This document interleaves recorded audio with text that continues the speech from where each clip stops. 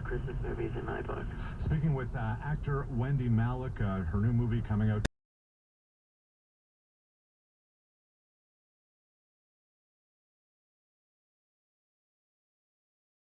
The Sharks have collectively offered more than $66 million to date. 80 million now. 80 million? Yeah. How much was yours? Plenty. I have 32 deals in my portfolio now. 32. And I'll tell you something fascinating now that 7 years has gone by. And believe me, they don't all work, okay? Not some of my returns. 100% of my returns have come from companies run by women.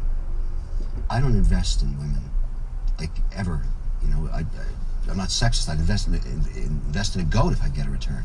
But now, there's an old adage that says, if you want something done, give it to a busy mother. It's true in small cap businesses that women are better allocators of time. Imagine, I've got all of my dough back from women-led companies, so now I'm a huge advocate. I invest in women-based deals because they work. And I say to the guys in my portfolio, what's going on here? Why aren't you getting me any capital back? 7 years has gone by. You know, chop chop, let's get some cash back here. They don't deliver, the women do. Is your decision early on? I can now look at them as they walk in, before they say a word, and know right there. It's like an aura. I've seen so many pitches. They walk in the room, I look them in the eye, I know right then. Why is the show hypnotic? My theory is this: when you're watching Shark Tank, what are you actually seeing? You're seeing the pursuit of freedom. In America, if you can take a product or an idea and be successful, that buys you freedom for the rest of your life. And it's very visceral and powerful to see that emotion, that attempt to get the first check, to see if that path can start or not. And you're involved because you're saying to yourself, would I do this? I mean, look, I want to invest in good people and good companies, but the magic moment of when you know the pitch is going, and all of a sudden, there's three elements that are always there in a successful pitch. Number one is they're able to explain the opportunity in 60 seconds or less. A company like Wicked Good Cupcakes. I make a cupcake, I put it in a jar, I FedEx it to you. I get it. Number two, they explain why they're the right team to execute the business plan, and here's the killer. Here's the one where I've seen glory plunge to death. I hear the air being sucked out of the Number three. You gotta know your numbers, or you're screwed.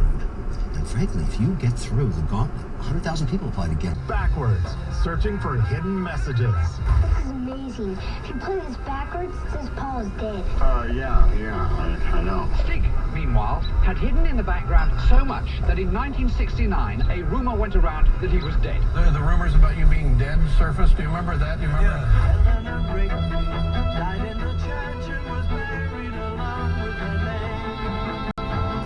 Of this rumor stretch back to 1967, when murmurs were heard about Paul McCartney dying in a horrible car crash in November 1966 after arguing with his bandmates in the studio and racing off in anger in his Aston Healey.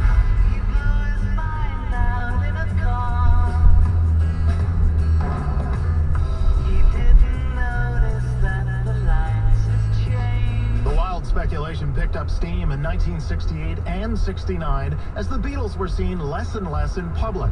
A world addicted over the previous 5 years to the constant charisma of the Beatles went into a kind of withdrawal, yearning for a publicity fix.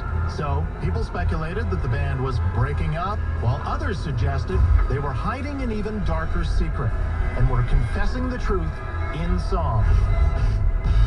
I told you about the world is to me.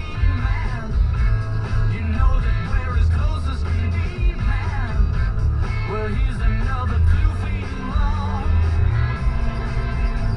The walrus was Paul.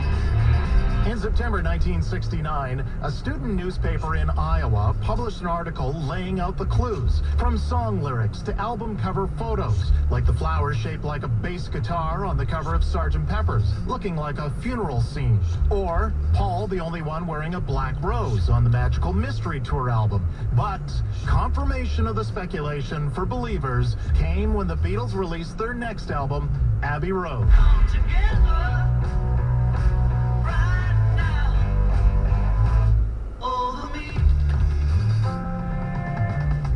To the inquisitive eyes of conspiracy hunters, the all-too-simple cover photo for Abbey Road had to carry added meaning.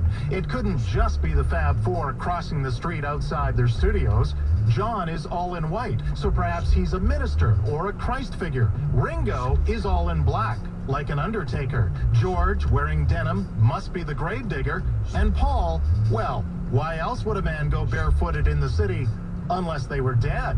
Is this the beginning of a passion play? The acting out of Dr. Hugh Schoenberg's Passover plot, the resurrection of Paul McCartney.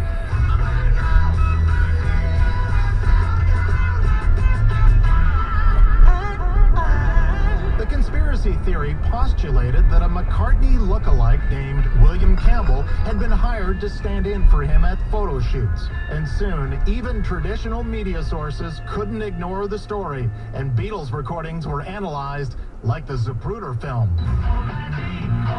What it really means is, ha ha ha, I think we've done it. Ha ha ha, I think we've done it.